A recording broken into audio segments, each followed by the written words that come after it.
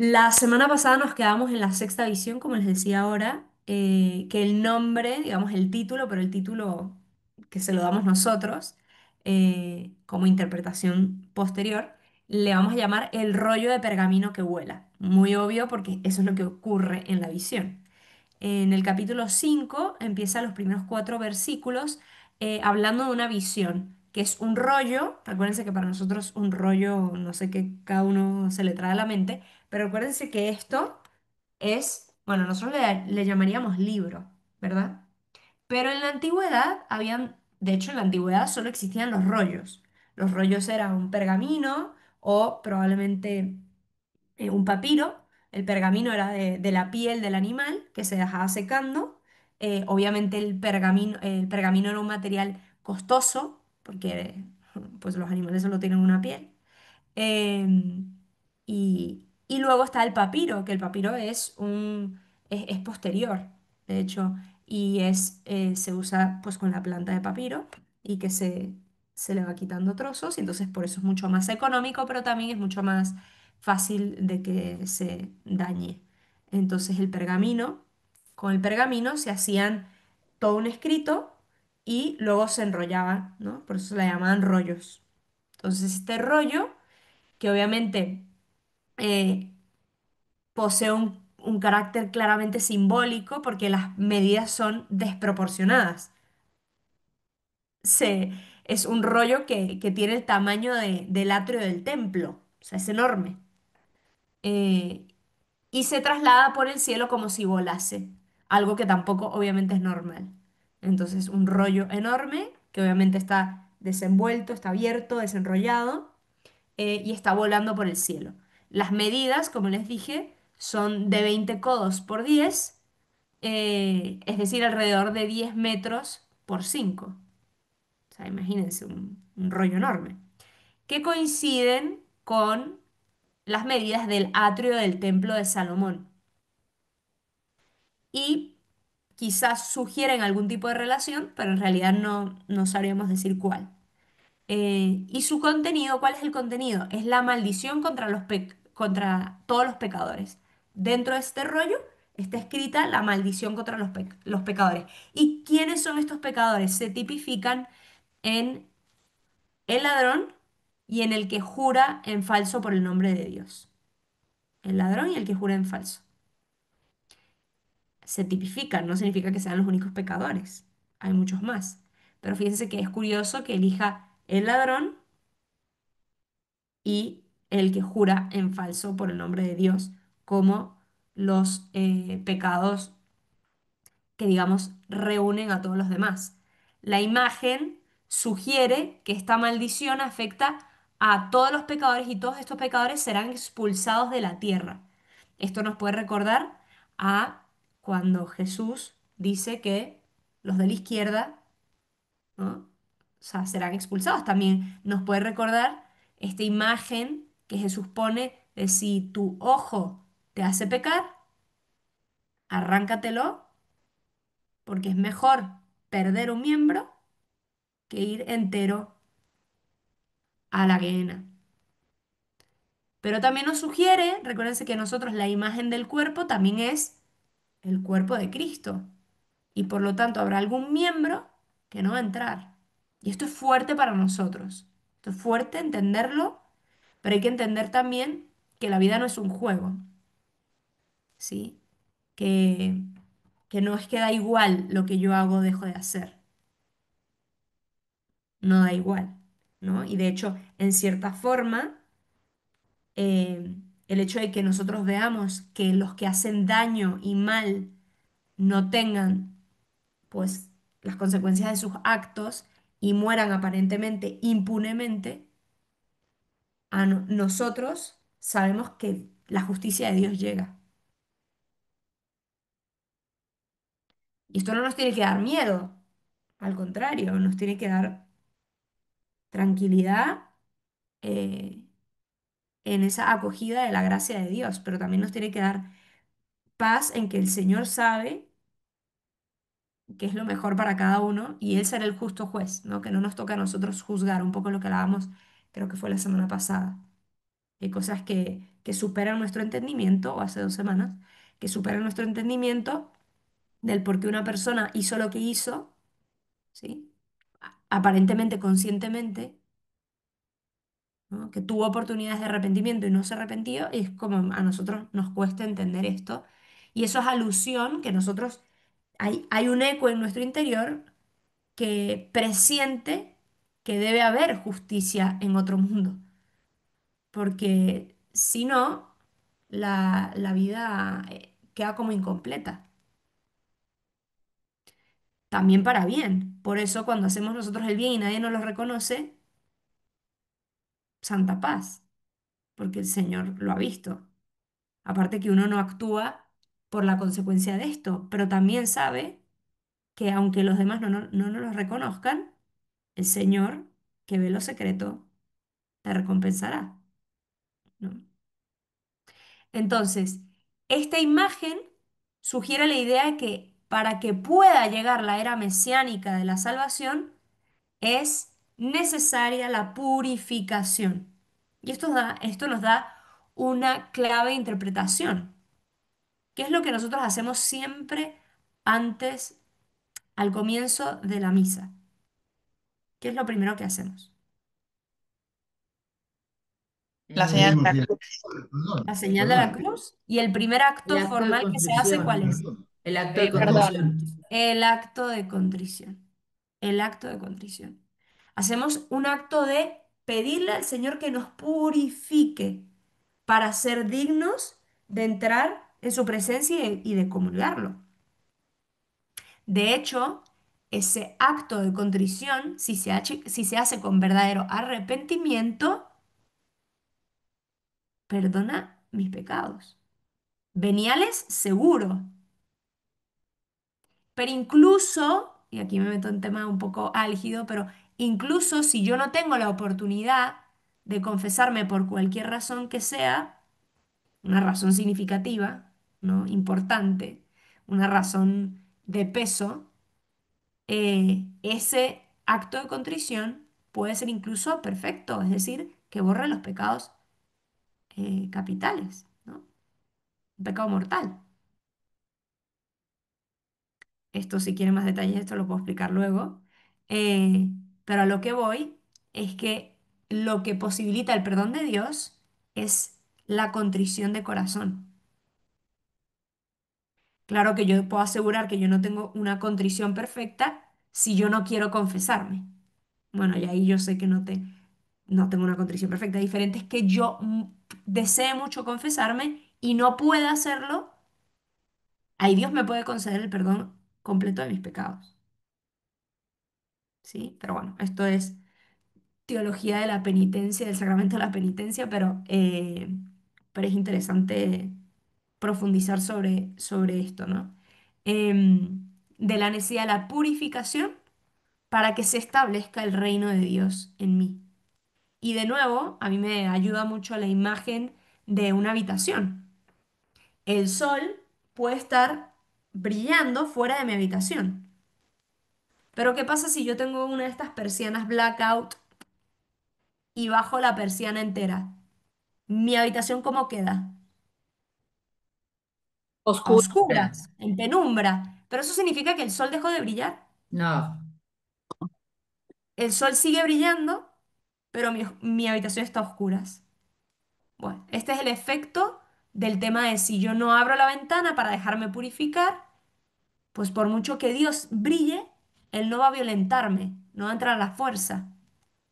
Yo tengo que dejar una brecha, ¿no? Obviamente, mientras más abierta esté la ventana, más iluminación habrá y no me tropezaré en la habitación. Pero también puedo dejar una brecha pequeñita y por ahí entra algo de luz. Y esa luz me dará pues lo suficiente luz para quizás no tropezarme tanto. Me voy a tropezar igual, pero quizás no tanto, ¿verdad? Pero el punto es la necesidad de esta purificación para que se establezca, para permitirle a Dios establecer su reino en nosotros. Y por eso Santa Teresa de Jesús dice que siempre antes de empezar toda oración, lo primero que tenemos que hacer es un acto de contrición. Y recuérdense, el modelo perfecto de toda oración, ¿cuál es?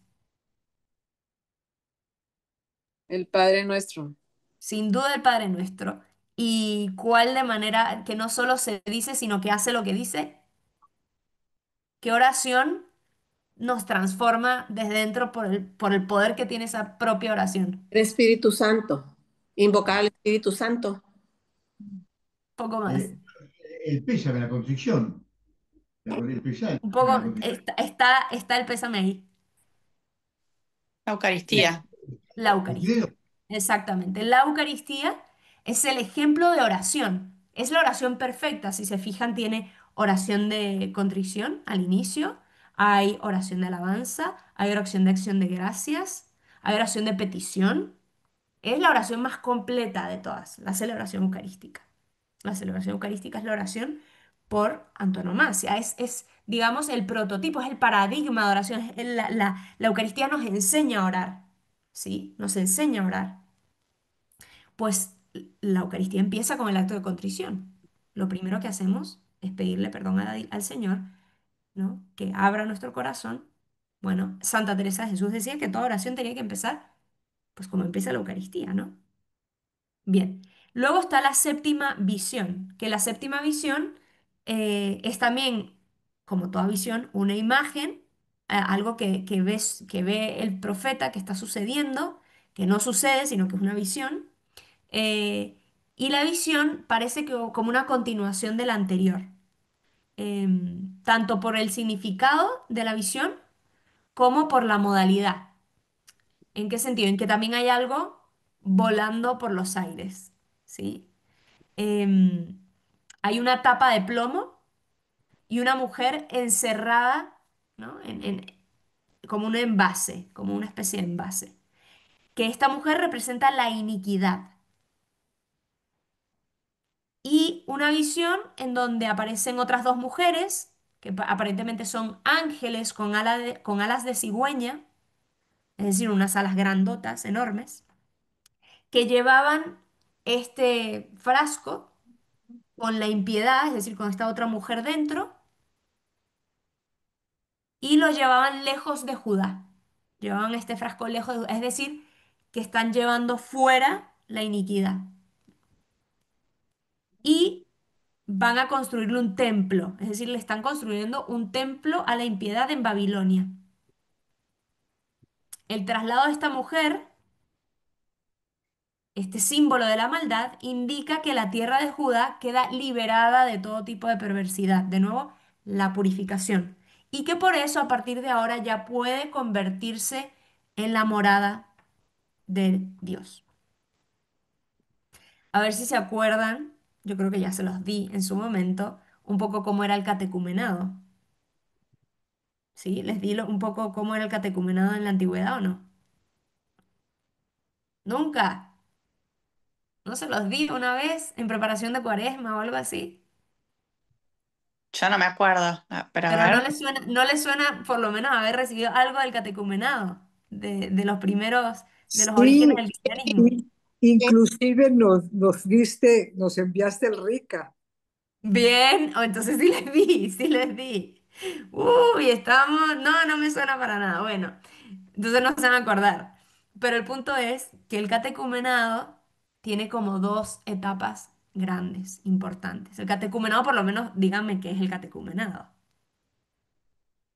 ¿Quién me puede decir qué es el catecumenado? Estamos en el capítulo 5, perdón, sí, estamos en el capítulo 5. Estamos haciendo El, un paréntesis, a ver. A ver. el catecumenado que no es como cuando se convertían y lo que tenían que como aprender para convertirse. Quieren Aprender Y ser para. bautizados, los que A quieren ver. ser bautizados. La preparación para ajá, entrar, para ser bautizados. Perfecto, exactamente. Entonces, de hecho y es algo que solo se hacía en aquella época.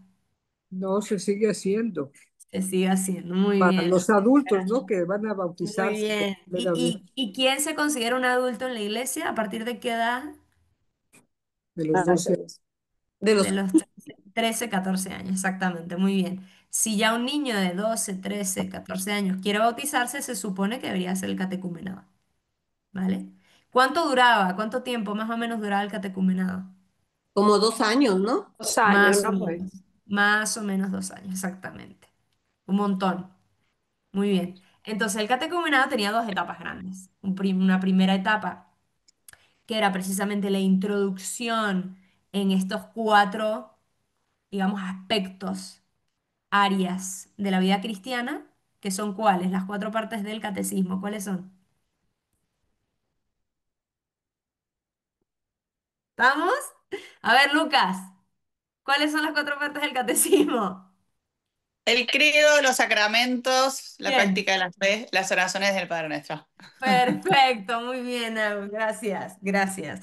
Eso Exactamente. fue la semana Eso pasada. sí lo di la semana pasada, porque eso sí me acuerdo, ¿eh? Claro, pues yo, Pero lo dijeron muy rápido. ¿Cómo que? Por eso, la Ay, semana mira, pasada. Lucas se justifica que está rodeado de gente, porque seguro que se lo sabe perfectamente. Entonces, ella vio las notas del miércoles. entonces, Menos mal que hay gente em, que se cae, ¿no? Que nos sopla un poco. perfecto, perfecto. Entonces, ¿en qué creemos? El credo.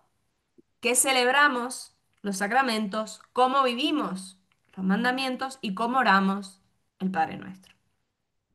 Pero ojo, esto no eran, como nosotros a veces entendemos, no es que pasaban un año recibiendo catequesis, sino que hacían, era una vida ejercitada, aprendían a ser cristianos ejercitándose en la fe. Es decir, no es lo mismo vivir como si Dios no fuese padre, a vivir como si Dios fuese padre.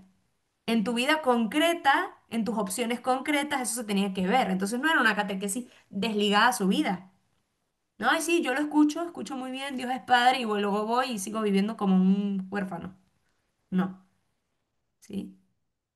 Iban transformando su vida. Pero la última parte, la parte ya que estaba a punto de ya cuando iban a recibir los sacramentos, ¿qué creen ustedes que era? Si estoy diciéndolo en este Un contexto, examen, ¿qué era?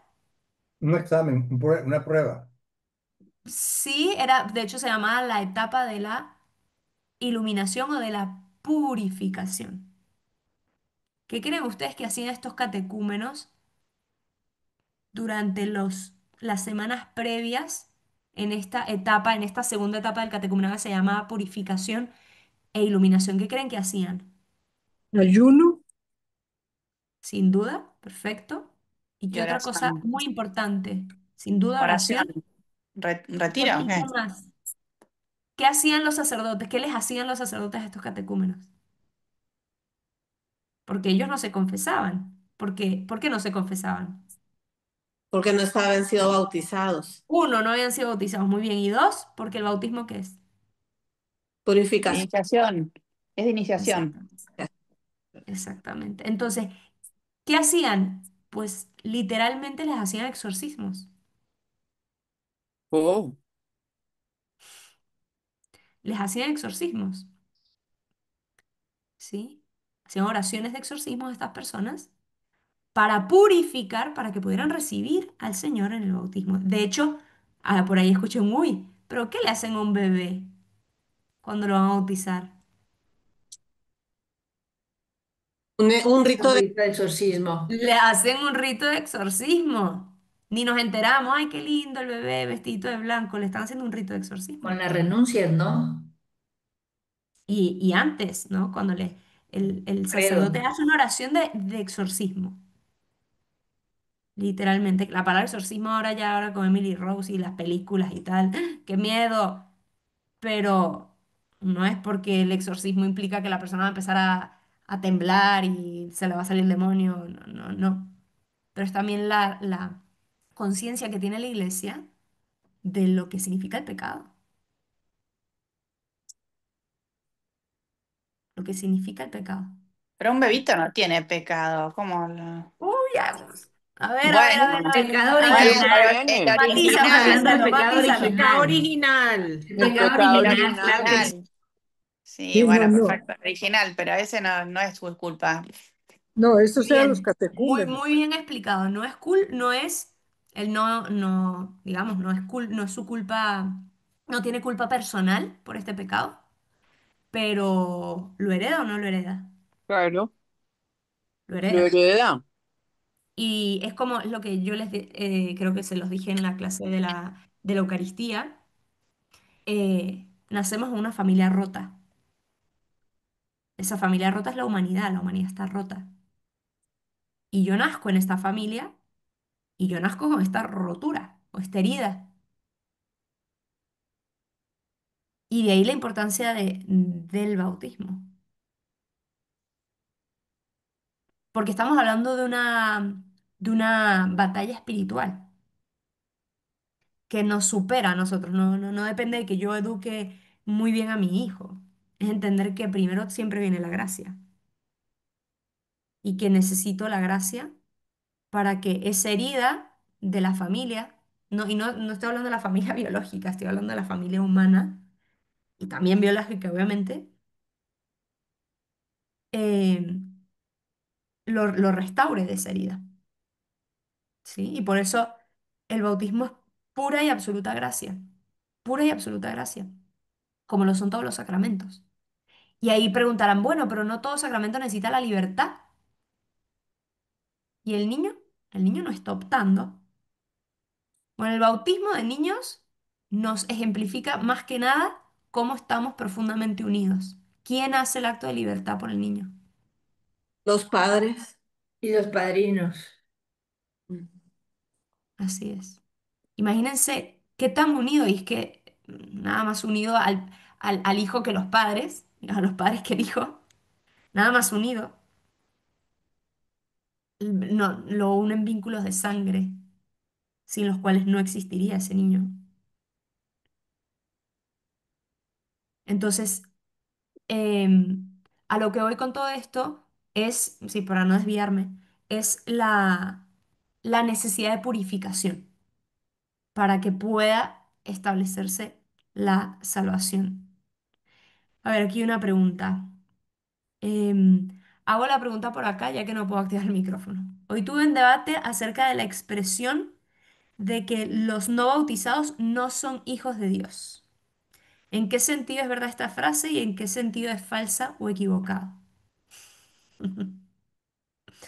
Bueno, A ver, somos criaturas de Dios antes de ser bautizados, ujú, ¿sí? Con el bautismo nos hacemos hijos de Dios, ¿no?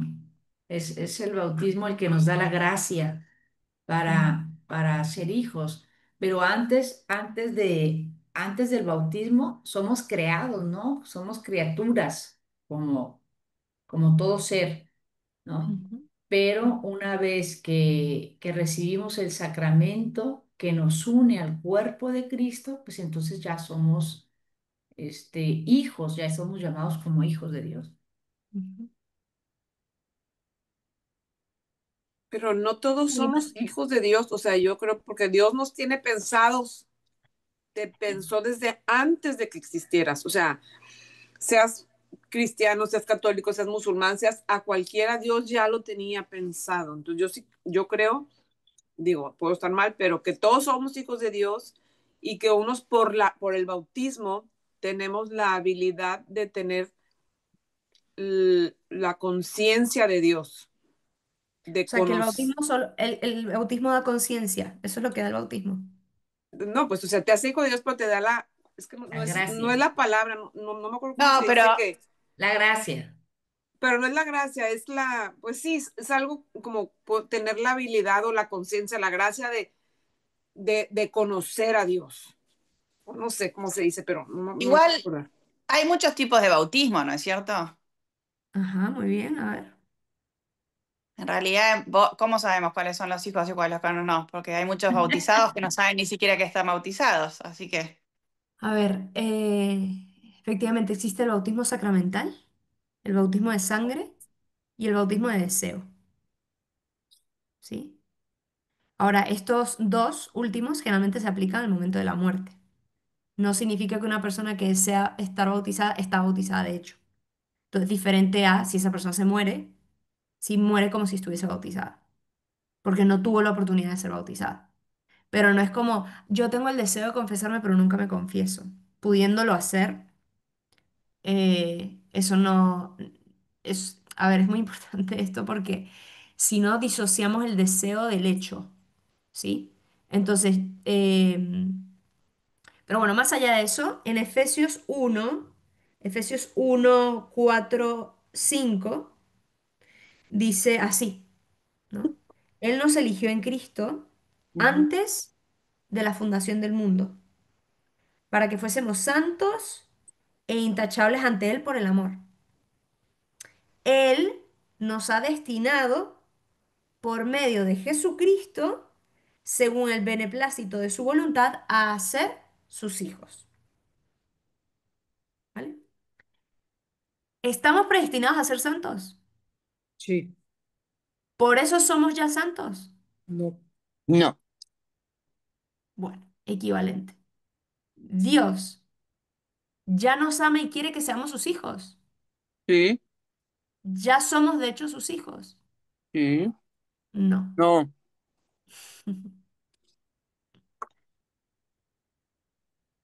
Hasta que somos bautizados ¿Pero por qué? por el pecado original. Sí, sin duda, Pero porque pero como más. con el bautismo se abre el cielo. Cuando bautizaron a Jesucristo se abrió el cielo y así queda para nosotros el cielo abierto para poder llegar a Él, ¿no? Sin duda, para poder llegar a Él, para poder llegar como una Mm. posibilidad. Ahora, ¿esa posibilidad de qué depende? Pues de mí, o sea, depende de mí de mi manera de vivir, o sea, De mi acogida. Exacto, exacto. Hay una De vivir en gracia. hay un querer a Dios. De nuevo, Dios no me va a obligar a injertarme en su hijo. De la Acuérdense de libertad de esta elegir, imagen ¿no? de la vid, de que me injerto en Cristo en el bautismo. Dios no me agarra y me injerta. Ahora ahí viene lo de Agus. Yo no tuve oportunidad de bautizarme y deseé ser cristiano sin incluso saber qué era el cristianismo, ¿eh? Pero hay una intuición en todo ser humano de lo que es esto, porque si estamos hechos para esto, nuestro corazón lo anhela, lo busca. Si yo soy dócil a esto, aunque yo no llegue nunca a bautizarme, aunque yo no llegue nunca, hay ahí lo que existe, lo que se llama el bautismo de deseo. Pero es que esto es muy importante explicarlo bien, especialmente a los bautizados. Obviamente esto tú no se lo puedes explicar así a una persona que no está bautizada. No, tú no eres hijo de Dios. Esto no es adecuado. Esto es una catequesis para personas bautizadas para que entiendan qué lo que significa el bautismo. Es que si no, relativizamos el bautismo y terminamos relativizando todo. Bueno, pero es que en realidad es lo que yo les decía. Y en realidad se puede amar sin la Eucaristía. Sí, hay mucha gente que ama sin la Eucaristía, fíjate, hay mucha gente buena que ama. Entonces la Eucaristía, em, primero, entonces el amor es algo voluntarista. Es algo que depende de mí, que yo amo y sale de mí y yo soy la fuente. Entonces, estrictamente hablando, alguien puede amar sin la Eucaristía. Es estrictamente hablando. ¿Alguien puede amar sin la Eucaristía? Y si todo es don, todo es don, todo es un don de Dios en realidad. Entonces, bueno, no, nadie puede hacer nada, ni amar ni ninguna otra cosa. Muy bien. Obviamente, principalmente el amor, ¿no? Entonces, ¿ahora qué pasa? Una persona puede amar sin la Eucaristía. Sí, hay mucha gente muy atea y filántropa, ¿no? O sea, que se entrega y que ayuda y que, qué sé yo. Generalmente podremos ver, uno, que si esa persona realmente lo está haciendo con todo y no ha tenido la oportunidad de conocer la Eucaristía, pues efectivamente Dios, por una gracia sobrenatural, puede darle el don de amor, de amar a la persona, por supuesto. Pero es como si yo les dijera, ¿cuál, y esto se los expliqué en su momento, cuál es la vía normal que las personas se alimentan? La vía normal, normalita, Comer. comer, comer. Ahora, Sí. ¿Dios puede alimentar a los niños de África de otra manera? De poder. ¿De poder? ¿Puede o no puede? Sí, claro ¿Vale? que puede. Pero entonces, como Dios puede hacerlo de otra manera, eso no me obliga a mí a darle de comer a mi hermano. Claro que obliga.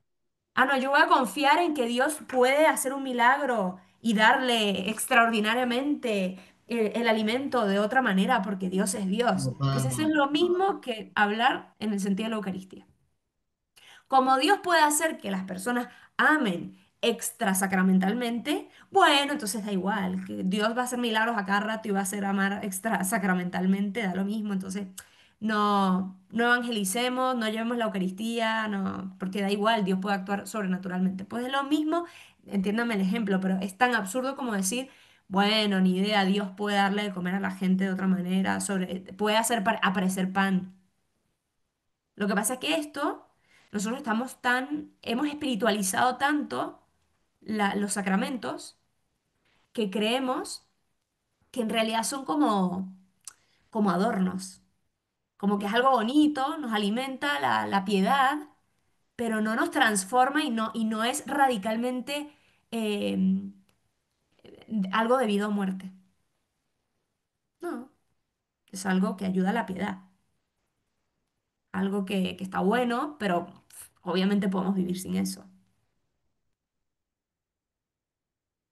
Bueno, perdón, gran eh, desvío, ¿verdad? Bueno, continuamos. Entonces, aquí todo esto para decir que Mari, pero sí, diste bautismo de sangre, bautismo de deseo, ¿cuál es el otro? y el bautismo sacramental, Ah, el que tú recibiste, gracias. pero que aunque tengamos el sacramental, necesitamos el de deseo, ¿eh? O sea, en el sentido, eh, tampoco caer en el otro extremo, en donde, bueno, que todo el mundo reciba el bautismo de cualquier forma, porque es como magia, ¿no? Pero Vamos a Mari, una misión, pero, vamos a una misión y que todo el mundo haga la primera comunión porque vale más comulgar inconscientemente que no comulgar. Y no.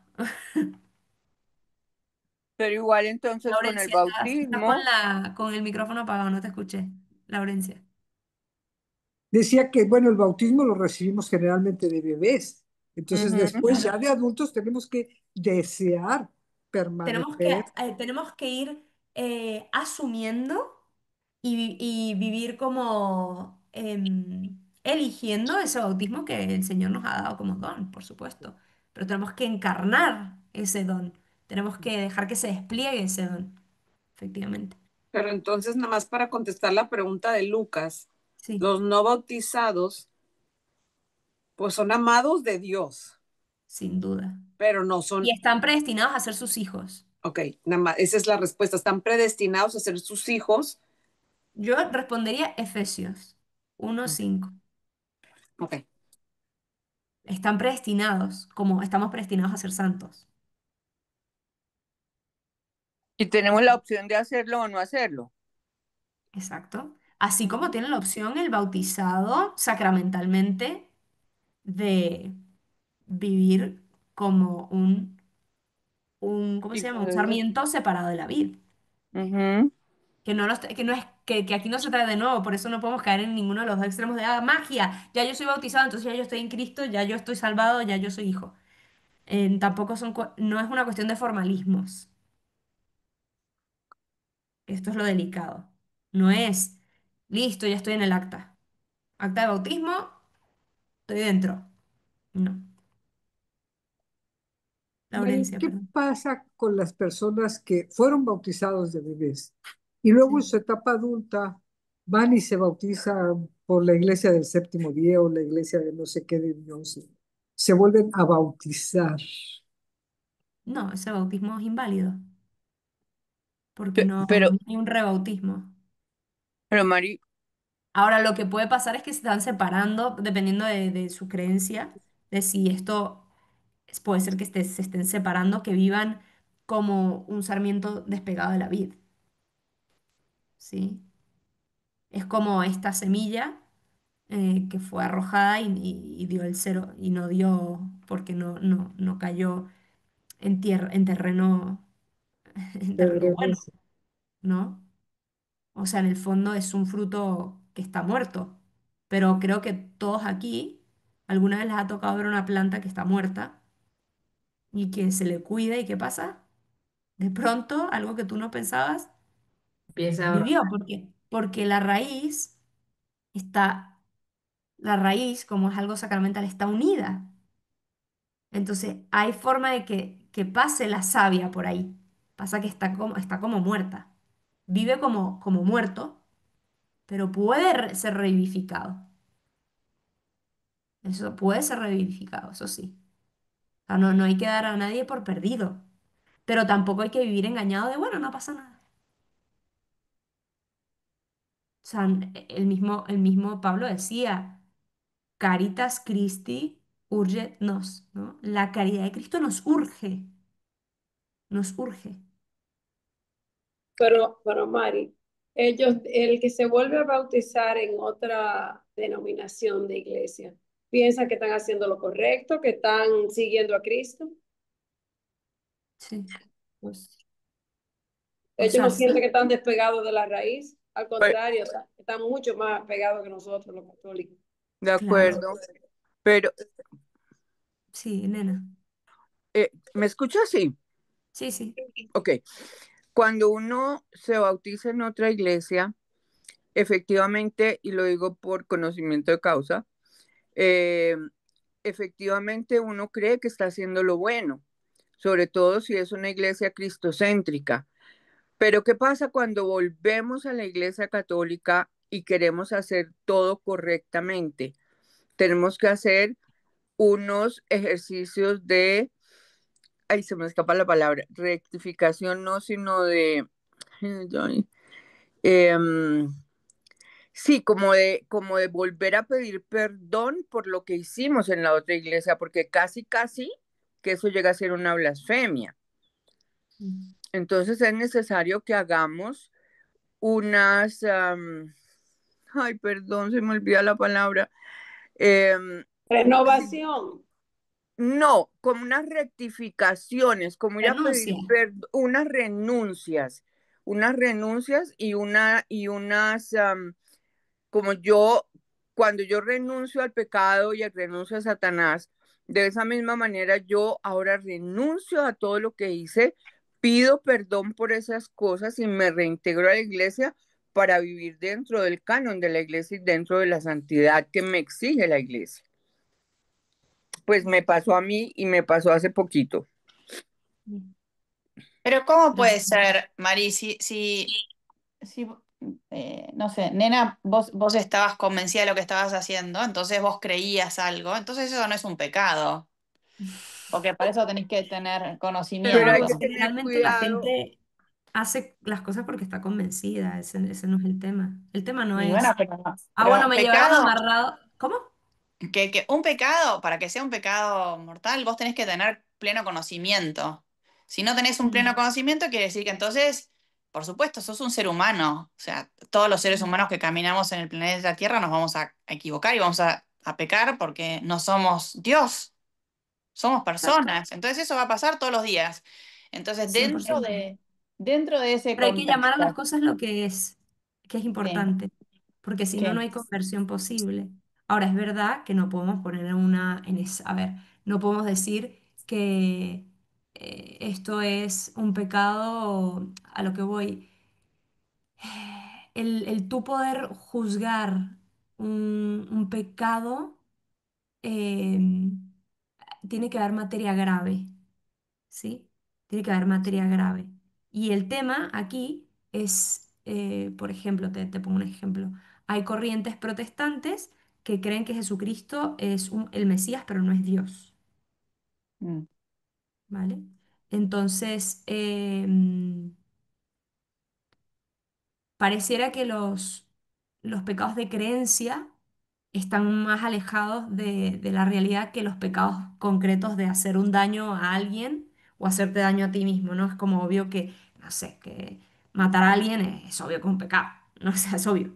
Pero No, lo que no, tú es dentro de creas, los, sí, es dentro de los primeros claro, mandamientos. Sí, sí, es pero lo contra que tú Dios. creas, exacto, lo que tú creas o dejas de creer, pues, o sea, como que tampoco le afecta a nadie, pero lo que pasa es que tus creencias mueven lo que tú haces, piensas, todo. O sea, Pero, entonces si yo pero creo, espera, es como Mari, sí. sí, pero espera, es verdad, todo eso es verdad, pero quizás vos no, o sea, no tengo ni idea qué es de la vida de nena, pero sí de muchas personas que quizás nacieron en una familia protestante y ellos son fieles a su fe y qué sé 100%. yo, no sé, la realidad es que por otro lado pienso, bueno, quizás hasta, no sé, no tengo ni idea, pero cada una de estas religiones en su momento se separaron, ¿no es cierto? Me justo tuve una discusión con un musulmán que lo que decía era que se llamaban cristianas las religiones. Y bueno, que entonces eran todas cristianas, que la católica era una de las cristianas, ¿entendés? Era tipo, no, le digo, es un tronco y las ramas, o sea, se fueron. No, no, no, bueno, entonces, pero por otro lado pienso, bueno, pero en el fondo la persona que está ahí de buena fe, Sí, ¿entendés? totalmente. No están en pecado, ¿eh? No están en pecado. Ah, ah, No, no, no, no están en pecado. O sea, estas personas, mira, justo después de la reforma con Lutero, los primeros, digamos, los que conscientemente dejaron la Iglesia Católica, ¿sí? Dejaron la Iglesia para fundar, ¿no? La corriente protestante y todo esto. mm. Esos eran los que eran cismáticos. Esos fueron los que pero luego los hijos de estos no eran condenados como cismáticos. De hecho, no se podía, porque no tienes tu culpa ahí. No, no puedes tú, los hijos, cargarse con las culpas de los padres. ¿Sí? Entonces, a partir de ese momento, los protestantes, ninguno, y al contrario, no consideramos que son, de hecho, los consideramos parte de la iglesia. Por eso consideramos que su bautismo en la gran mayoría de las corrientes, no sé si la gran mayoría, pero de los protestantes, los que son cristianos, eh, consideramos que son parte de la iglesia. Son parte de la iglesia. Para los católicos, los protestantes son parte de la iglesia. Ahora, no plenamente. Pero su bautismo vale. Depende del bautismo. Si el bautismo lo que quiere es que hay muchas corrientes protestantes, por eso es complicado Ok, meterte todos los ok. protestantes en una sola bolsa. Pero Mm, si el bautismo lo que implica es el bautismo en el nombre del Padre, el Hijo y el Espíritu Santo, considerando que estas tres personas son divinas y son Dios, sí, mm, sí, ok. es válido. De hecho, no se les rebautiza, ¿sí? Pero ahora, hay corrientes protestantes que son sectas. Es Ya. diferente ser calvinista o luterano que la iglesia de Juanito. Y Mm, ahorita hay muchas iglesias de Juanitos. No es mm. lo mismo, ¿vale? Nena. Es que, perdón, es reparación, perdón y desagravio. Eso es lo Exacto. que nos piden al volver, porque yo era católica, me metí en la iglesia cristiana y cuando hice el bautismo y cuando empecé a caminar en la iglesia cristiana protestante, entonces me hicieron renunciar a un montón de cosas de la iglesia católica.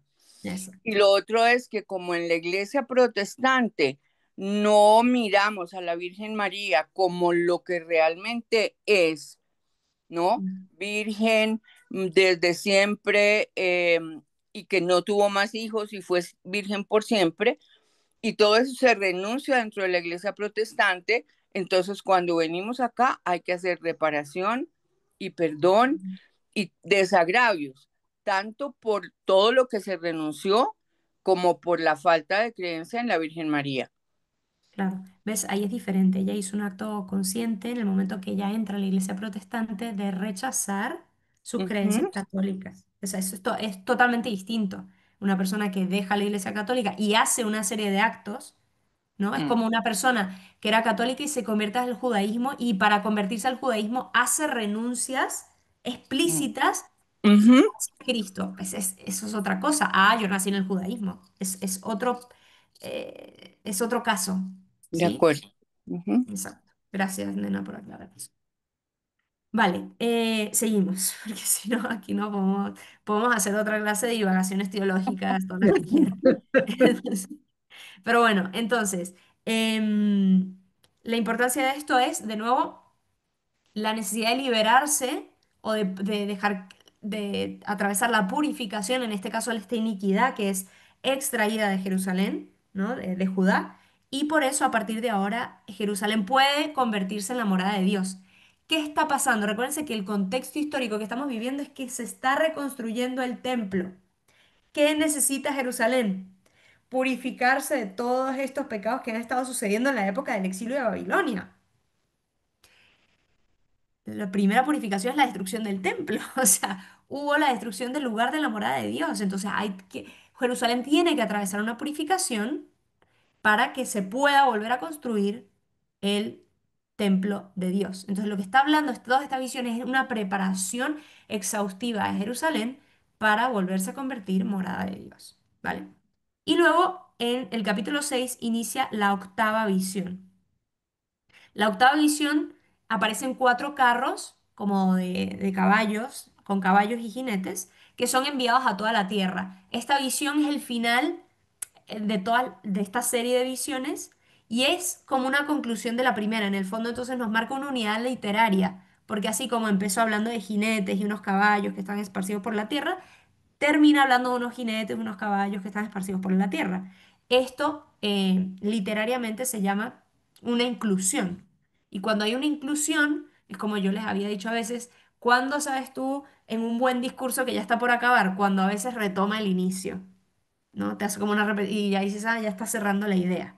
Bueno, esto es un recurso literario muy específico y muy usado, por ejemplo, en San Juan.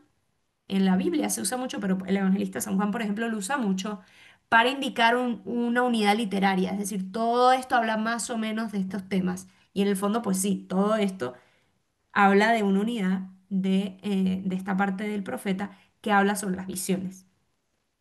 Eh, entonces, en la primera visión veíamos que había unos jinetes que se presentaban al Señor para darle cuentas de una misión.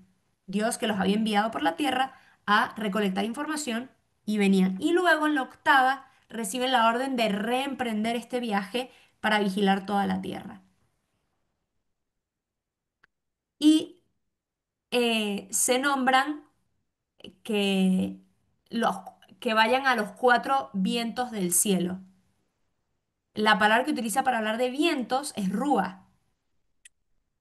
¿Sí? La misma palabra que se utiliza al inicio en el Génesis para hablar sobre este aletear sobre las aguas, el espíritu.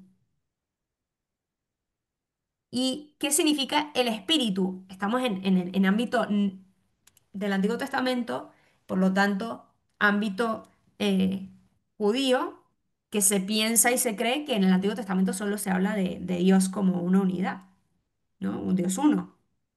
Pero en el fondo, lo que sugiere es este espíritu es una fuerza extraordinaria que viene de Dios.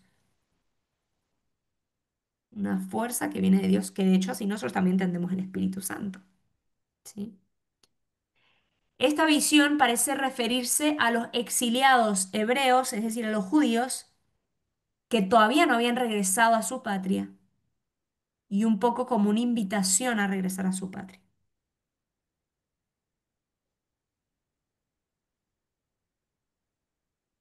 ¿Sí? Y por último, empieza al final del capítulo 6 aparece la coronación de el rey, que no sabemos bien si es Josué o si es Zorobabel. Y en este caso no se trata de una visión, sino que se trata de una acción profética que se presenta como el culmen de las visiones. Pero el texto es un poco confuso porque en una parte parece que quien recibe la corona es Josué, el sumo sacerdote. Pero luego parece referirse a Zorobabel. ¿Por qué? Porque se habla del hombre cuyo nombre es germen. Como les dije, la palabra germen se puede extraer del nombre de Zorobabel. Entonces, se cree que parece aludir más bien a Zorobabel. Entonces no sabemos bien si es Josué o Zorobabel quien es coronado, pero a este personaje que ha sido coronado s- tiene alguien a la derecha, a su derecha hay otro, que es a quien se le promete la gloria y el trono para ejercer el mando. Parece que junto al rey hay un sacerdote, esto que les decía que también aparece antes, pero que este rey y este sacerdote están como en perfecta armonía. Entonces nos hace entender que está el personaje que recibe la corona, que parece ser el rey, y el personaje a la derecha, que parece ser el sacerdote, pero que estos dos gobiernan en perfecta armonía.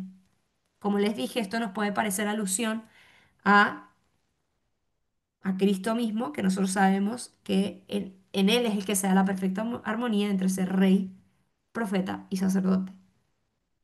Y que nosotros, injertados en él, al momento del bautismo, recibimos esas tres, digamos,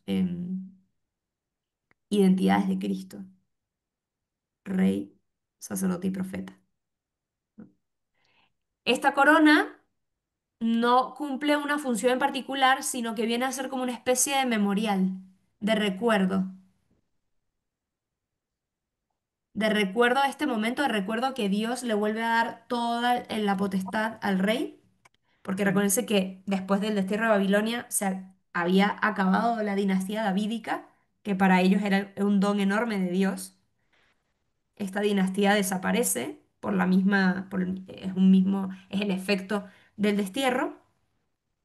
Y entonces sugiere la idea de que con Zorobabel ha renacido la dinastía davídica y por lo tanto comienza la era de la salvación.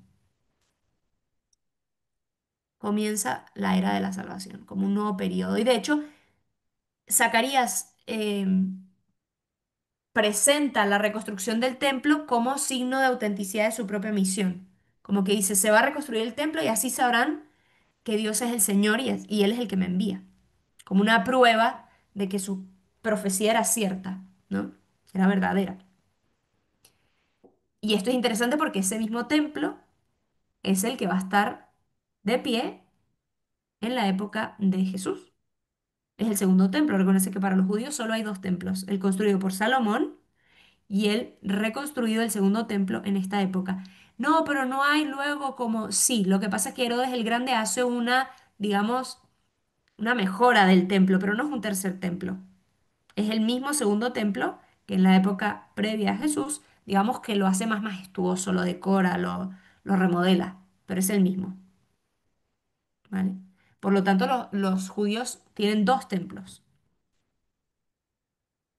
que está construido en el mismo lugar, y que ahora incluso los judíos tienen un tercer templo diseñado, como quisieran construir el tercer templo. Pero el problema es que el templo hoy, el lugar donde estaba el templo hoy, está una mezquita. Ujú. Entonces, La mezquita de Omán. exactamente, exactamente. Bueno, y luego empieza la segunda parte de esta primera gran parte. Recuerden que estamos dentro de la primera parte todavía.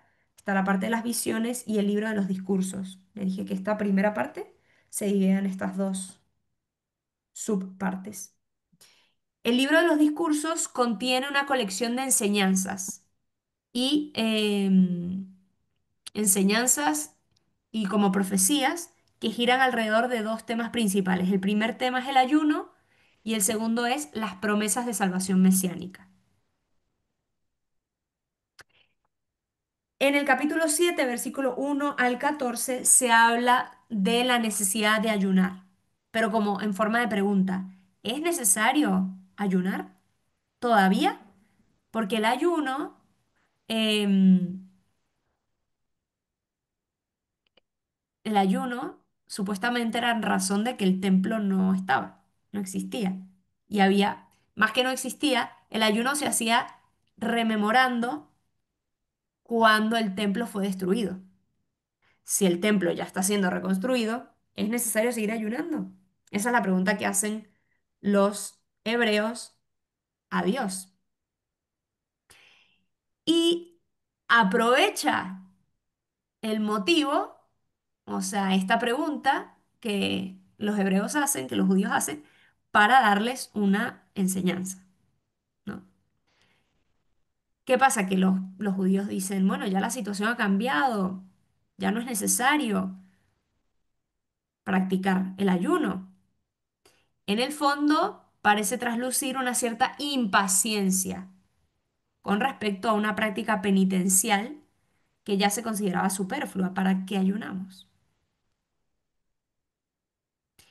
Y me detengo aquí en el tema de la impaciencia. En el tema de la impaciencia. ¿Cuál fue el pecado de Adán y Eva?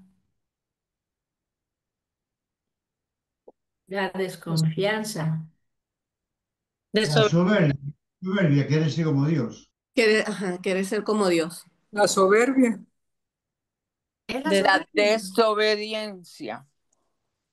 la desobediencia. Si hilamos fino, Adán y Eva querían ser como Dios. No en Sí. principio. No, pero sí, sí deseaban ser más de lo que eran. sí. Tú y yo deseamos ser más de lo que somos, deseamos ser como Dios, ¿sí o no? Nos queremos Jesús. Sí, Que Sí Jesús. queremos ser como Dios. sí, ¿Y Dios quiere que seamos como Dios? Sí. sí. Sí. Por tanto, eso era pecado. El desear ser como Dios es pecado. Porque No. Dios no le había dado No. hoy es perfecto como yo soy, es el Nuevo Testamento, pero en aquel momento no era. Ellos eran como ellos querían tener por soberbia, ser como, no por deseo de perfección como ser humano.